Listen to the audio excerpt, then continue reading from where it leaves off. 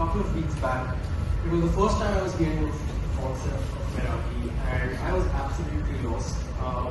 I thought it's one of those Japanese concepts, and it would take a lot of time to understand. So I asked the TEDx questions. I asked them what I should talk about, and they said just talk about whatever you love to. And all that really came to mind, and this is exactly what I said to them, is that all I can talk about is the law, because that's all I do pretty much 24/7. And I know that's boring, but as I read more and more about Meraki, I realized that I have so many stories to share, and it's something I have had the honor of experiencing firsthand without even understanding the concept. And I think that's the magic of something as untranslatable as an entire concept of life. So as it was introduced, it is about pouring your heart, soul, and your entire love and life into the work that you do. And this is not necessarily, this doesn't have to be your professional work, it doesn't have to be your school work. In my case, it is professional work, but it doesn't have to be. It can be anything that you're so passionate about that it absorbs you. And I want to share my stories of experiencing this concept on two planes.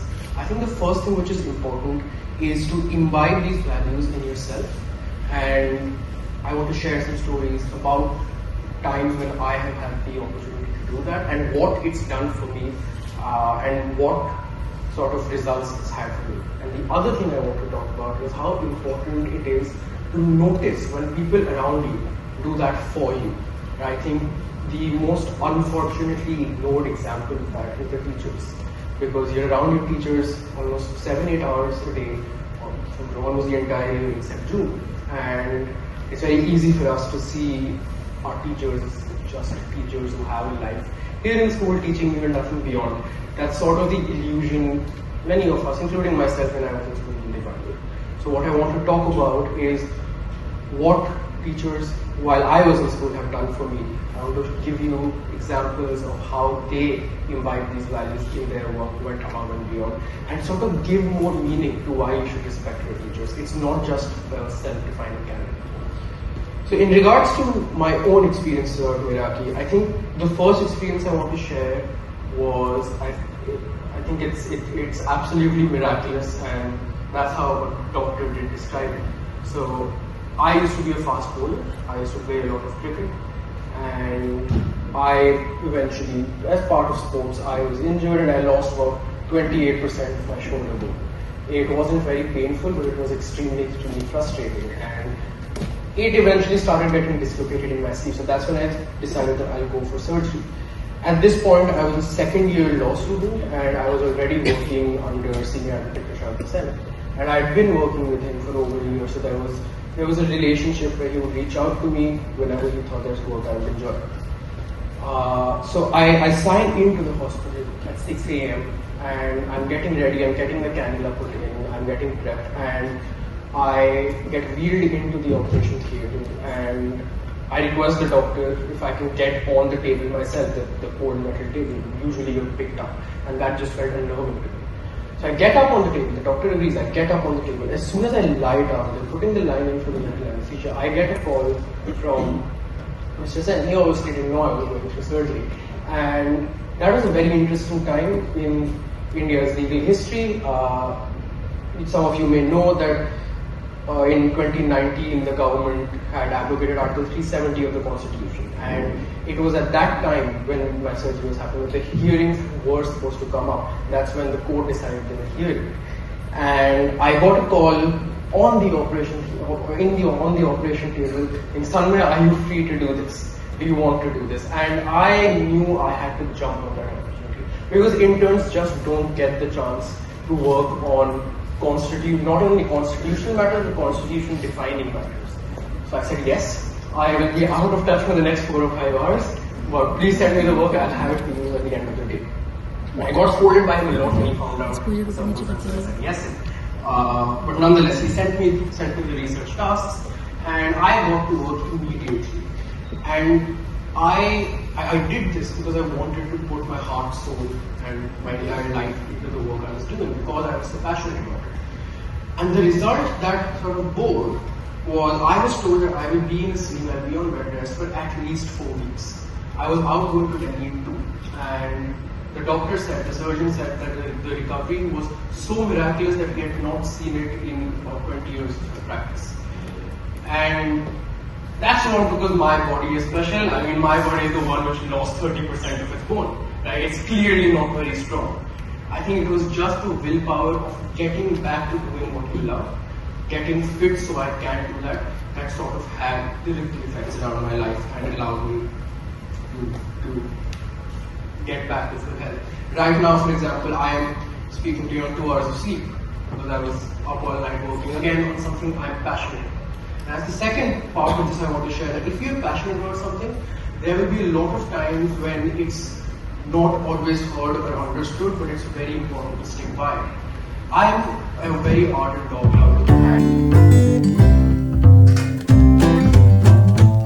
My mom was 7,000 kilometers away in Germany, and Skype calls with her used to be my daily ritual.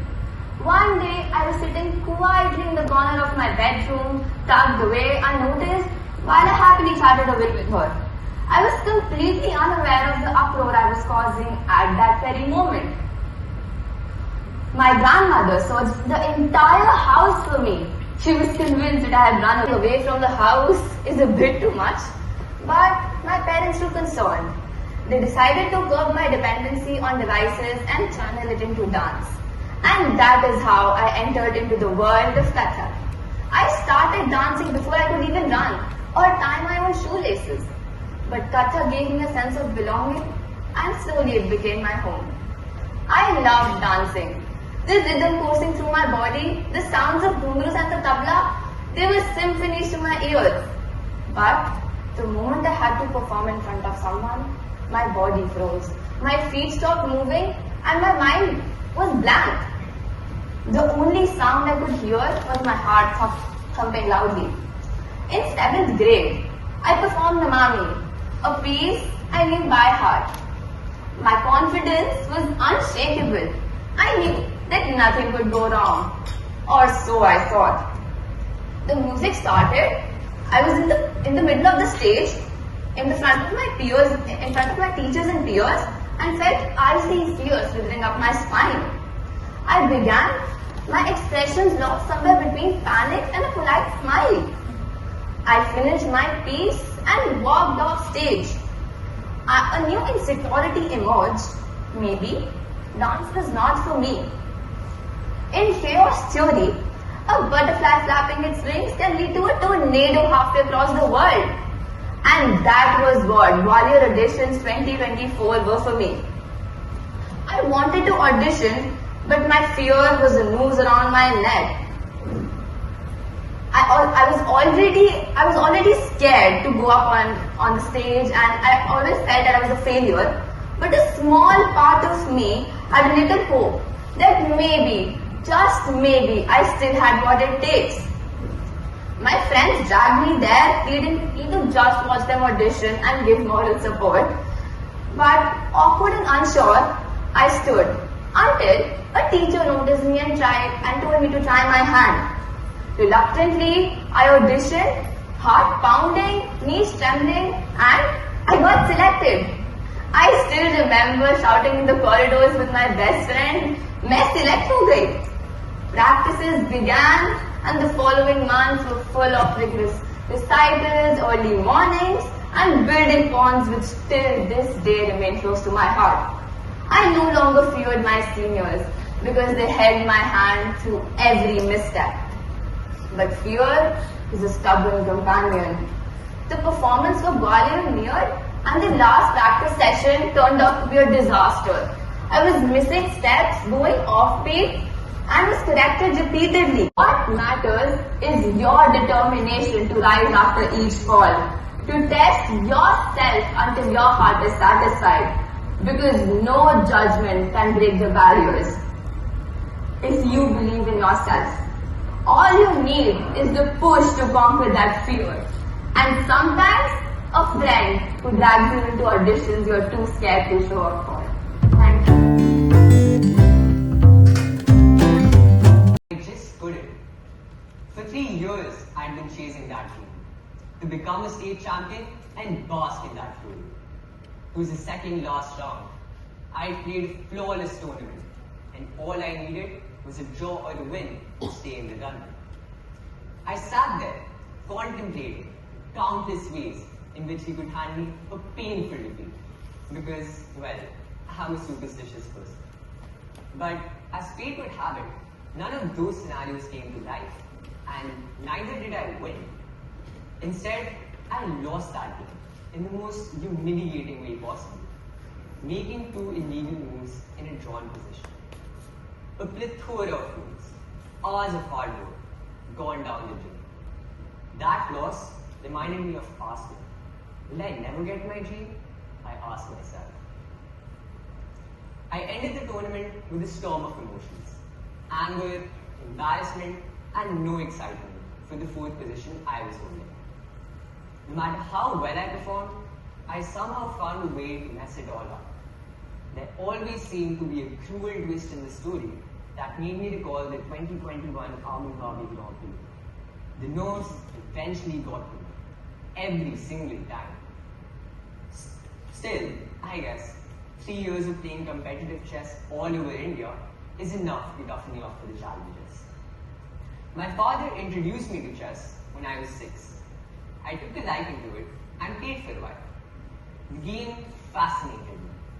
A small board giving rise to thousands of possibilities.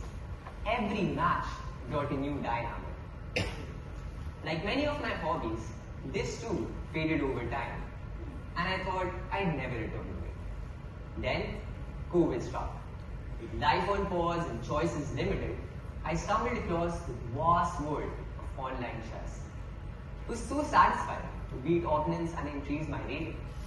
Felt like a video game, maybe even better. I played my first tournament in Faridabad 3 years ago. Naturally, I was scared. But to my surprise, I checkmated my first round opponent in just 10 moves. And my wide-eyed overconfidence made me think it was going to be a walk in the park. But of course, that was not the case. 5 rounds later, I was on my way back home, disappointed with the many bad moves I did. That was the spark I needed to ignite the fire within me. A fire that vowed to improve, to take revenge. I joined one of the best chess coaching centers in Delhi, started reading books and learning new openings. It became a ritual, studies during the day, chess at night. And the best part, it never felt like work. Later that year, I returned for the district championship. This time, instead of beating an 8-year-old beginner, I got to defeat a former state champion. That was a turning point. I didn't win the districts that year, but people started to see me, no longer as a nervous 13-year-old, but as a threat. A fearless kid with no intention of showing mercy on the board. Months passed and I traveled across North India, playing tournament after tournament. One of the most unforgettable experiences was the national teams in Dharamshala. It was a big moment, not just because I was playing against some of the best in the country, but because I was representing my state. The stakes were sky high. And that's the thing about team tournaments, right? If you don't perform well, you feel like the black sheep. I was drowning in intrusive thoughts. Game after game, I was getting crushed, and constant stomach aches just made things worse. My mind had split. One half still clung to prep like a lifeline. The other half screamed, called me a fraud, said I didn't belong here. Every blunder was proof. Every opponent's win, another nail in my confidence. I wasn't playing chess anymore. I was trying to survive my own unravelment. But after every 4-hour fight that left me shattered, I kept flashing back to Greece in Euro 2004. No one thought they had a chance. They weren't flashy or favorites, but they had hearts.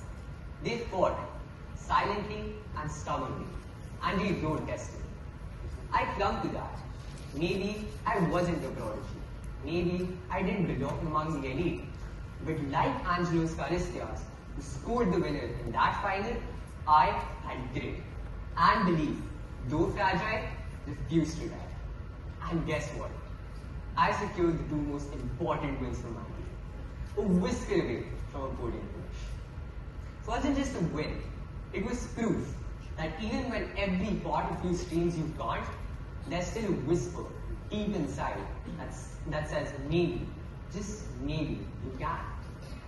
I realized that chess is as intense, as unpredictable, and as unforgiving as life itself.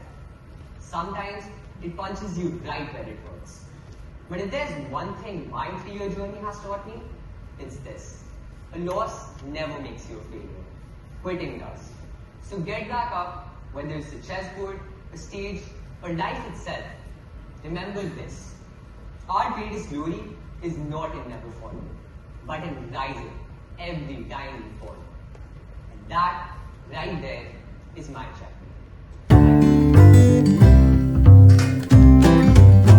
Or even laid eyes on a periodic table before. The degrees that people chase today were words I'd never heard of. My father is a cook and my mother works at a salon. They are the hardest working people I know, doing everything they can to keep our family going.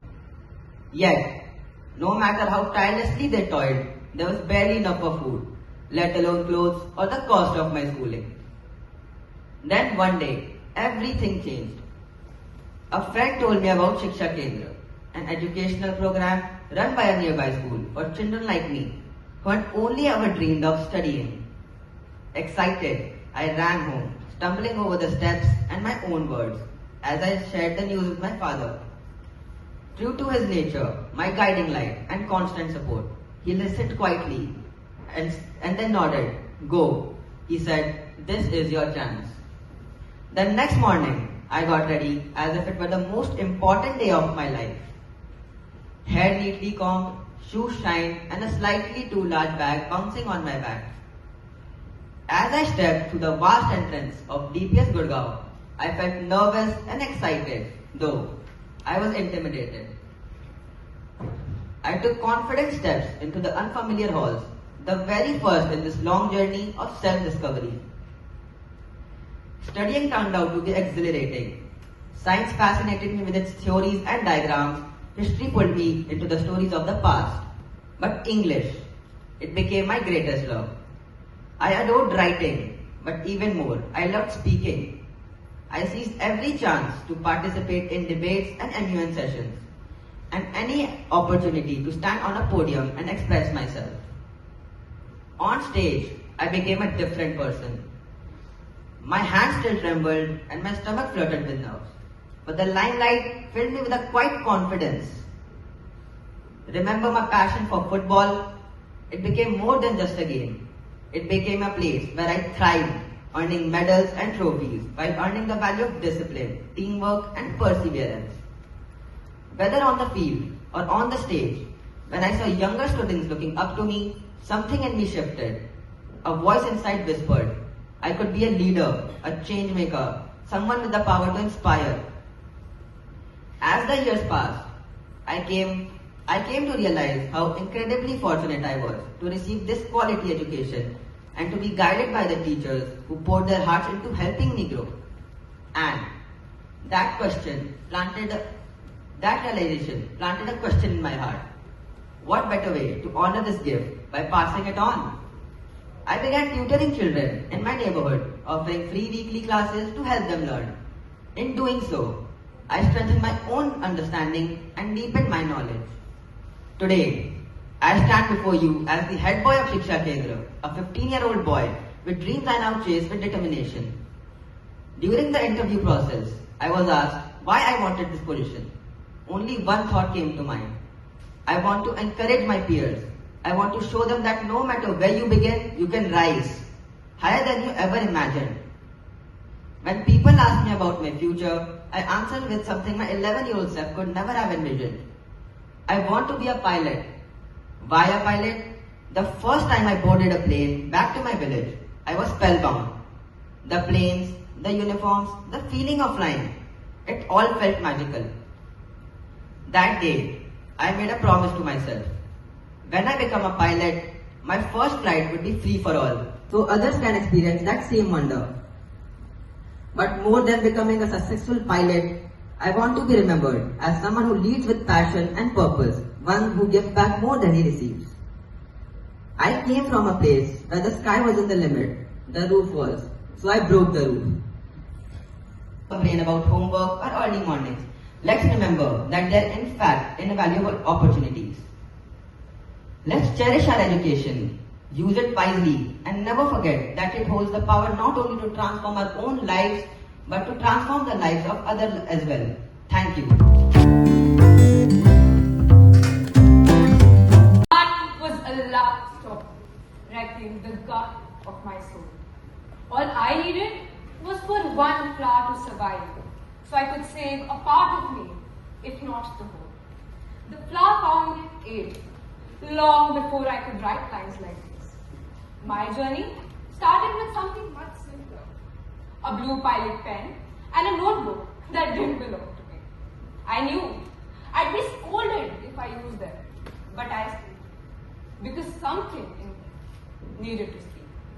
So today, I'm here to share a lesson that once learned. One I may still be learning, but hold truly dear. I am Briti Nagpal, a student in grade 11, but the identity I best associate myself with is that of a writer, a published author, and more than that, someone who has found herself a safe space to pour her heart out. One day, I hijacked my brother's pen, turned my mom's room into my very own writing den, and that's where I wrote my first masterpiece, a poem called Sunshine. I'll admit, it was messy and a little chaotic, but remarkably, it rhymed. I still remember the classic AABB rhyme scheme that I used. It was my holy grail for a long while. The reactions of my family were priceless, and even though half the words probably didn't even exist, at 8 years old, poetic license knows no bounds, and dictionaries are just a mere afterthought. Nani's big smile and the bowl of amra she handed to me like a reward was all the motivation I needed to keep learning, to keep writing. The scribbled poem had somehow changed everything. For the first time, I felt like I had a talent. I still remember the first recitation that I did after I started participating actively, competitions, recitations, and even webzines. There was a new kind of alacrity in me then. I stood on stage, 7 lines deep into a poem I had written about the colors of the rainbow, arguing over who mattered the most. I stepped in as the peacemaker, reminding them that they shined the brightest together. The poem won me my first writing certificate and my first real applause. From that moment on, the pen felt powerful. I filled notebooks, margins of registers, even corners of worksheets with rhymes, and with every line, I felt closer to who I really was. But I soon began to realize that life outside the pages was starting to feel a little emptier. I was growing up, and with that came quite questions about belonging, about friendships, about who I was without the poem had. When I turned 12, somewhere along the way, the rhymes began to fade. Middle school came, and with it, a new kind of silence. I was new to the school, barely had friends, and everyone else had different circles. What made things worse was that one school trip where I held on to the hope that maybe, just maybe, I'd finally make some friends. Instead, I was faced with strangers who already had broken bonds, while my classmates made it painfully clear there was no space for me. I smiled through it, but deep down, it hurt more than I let on. I was angry not at them, but at the way I let their indifference get to me. With no one to confide in, I slowly withdrew. I stopped speaking up, second-guessed everything, and felt like a quieter version of who I used to be. I believed articulation was just about speaking up. It was about voicing my thoughts, but mine were too loud, and I had no one to hear them, so I spoke in silence. I began writing about what stirred within me. I no longer needed a person to confide in. I found paper. And then, on my 15th birthday, I did something would come much later with journey. I published my first anthology, Ephemeral, A Journey Through Life. Ephemeral means fleeting.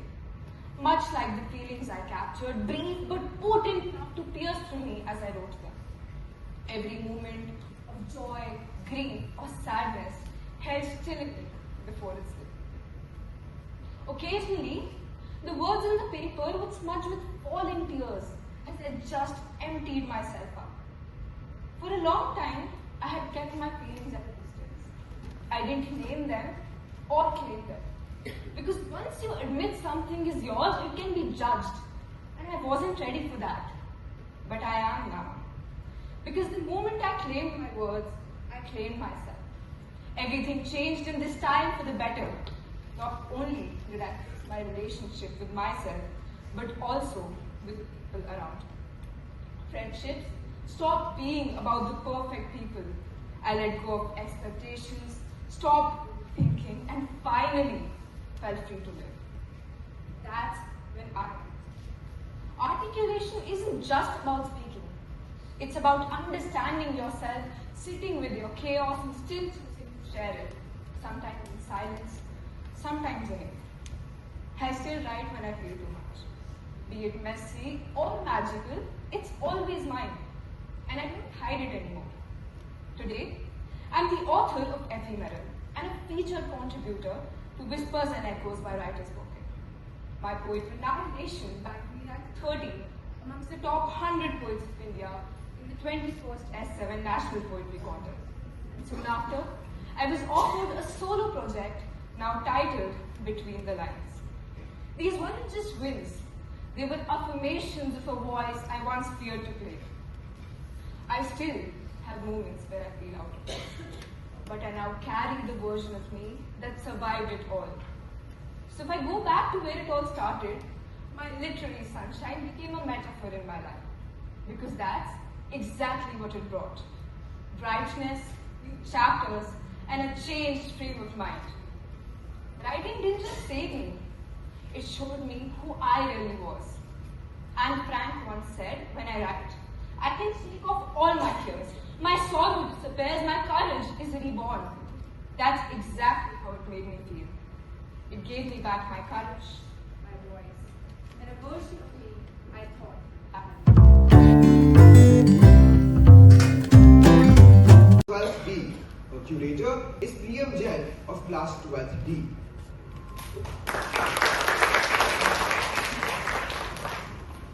Where are you from? It's a simple question, yet for me, it's a burden wrapped in complexity. I've always answered that question the same way. Kashmir. It's the first word that escapes my mouth. But it wasn't a land I'd ever seen. It was one I envisioned, a distant dream. It was the Milele to my Mufasa, present in spirit, yet absent in sight. My parents fled during the dark days of communal violence. My father once saw a bomb tear apart the bus next to him. My mother, hidden behind sacks in a truck, slipped through checkpoints set up to erase people like us. Now, imagine for a moment the world you know, the streets you walked since childhood, falling away overnight. That's what they endured. They left behind not just homes, but a language few spoke here. Memories of winters and walnut trees, a handful of torn photographs, and the timeless grace of Kashmiri Pandit culture. They carried a word stitched into every story, every taste of home they passed on to me. My parents settled in a cramped flat in Gurgaon, far, far away from the snow-capped peaks they once called home. But inside those four walls, Kashmir lived on. It was there in my mother's recipe. It was there in my mother's hands as she wrapped pashmina shawls around her shoulders, in the steam curling above her sheet chai, and in her quiet tears over old photographs. It was in my father's gentle correction of my namaskar, making sure the word was pronounced the Kashmiri way. My home was a museum of memories. Every corner, a whisper of what was lost. every meal a stubborn act of remembrance. As a child, I watched others visit their native place during summer. They returned with stories and souvenirs. I returned with silence. Where's your hometown? Someone would ask. Kashmir, I'd reply. And have you been there? Yes, once. I'd lie, not wanting to explain why I hadn't. How do you describe a home that was stolen before you could ever reach it? How do you explain that your homeland exists in recipes and stories, but not in your boarding passes? 17th August 2024, a date etched into my heart. I finally set foot in the land I'd spent my life yearning for. At first, we went to Srinagar. Tulips and houseboats, beautiful, but just not mine. My Kashmir lay further, in Gurgaon, where my family's last ancestral home stood. Or so I thought. As we looked at what was supposed to be my home, the rosy image in my head collapsed. There were no lush courtyards, only the skeletal remains of a long abandoned house. The school land given by my grandparents, where children were once taught, was now a pile of rubble, looted and forgotten. The red bricks were gone. The garden choked with trash, the air heavy with hostility. Anguish rose in me, but my parents stood calm, smiling even as they answered questions from neighbors, now strangers. Namaskar, Auntie Chunilal's son. What brings you back here? Polite, yes, but loaded with implication, as if we needed permission to return. Then an old man stepped forward, his eyes softened with familiarity when they landed on my father. As they exchanged greetings, I came to know that this man had once been a neighbor, and my grandfather had selflessly funded his children's education. A gesture of kindness passed down through generations, now resurfacing like a forgotten page in our shared history. Just as warmth began to rise within me, he uttered the words, Pats Amar, guests have come. That one word, guest, landed like a blow on my heart. It carried centuries of distance in a single breath. At that moment, it didn't matter that our family had once built homes, schools, futures in this very land. We were no longer seen as a part of it. We were strangers, outsiders in a place that was once our own. To be a stranger in the land of your ancestors is to be told that your identity has an expiry date. At that moment, something shifted inside me. I made a silent vow. First, to accept that returning might never be possible, and to not let my longing for what was lost consume me. I felt like everything I cherished, all the stories and hopes I'd inherited, were crumbling along those very red bricks. My utopia was gone. The place I thought I would someday reclaim had long forgotten me. But here's the truth I uncovered back in Gurgaon. I am, and I always will be, deeply, defiantly Kashmiri. You don't have to set foot in a place for it to live fiercely and forever through you. I belong to Kashmir, not because I once dreamed of returning to a house that now stands in ruins, but because I will never stop loving what was, what is, and what endures through me. Language, rituals, meals, and stories. So, to anyone who struggles to answer, where are you from? Whatever loss, distance, or silence you carry, know this. Home isn't a place. It's a memory. Aching, persistent, and unbreakable. A memory we do not inherit through streets or walls, but through culture, family, and the quiet refusal to forget. That is my home after all. A home that I never knew, but one that will always be mine. Thank you.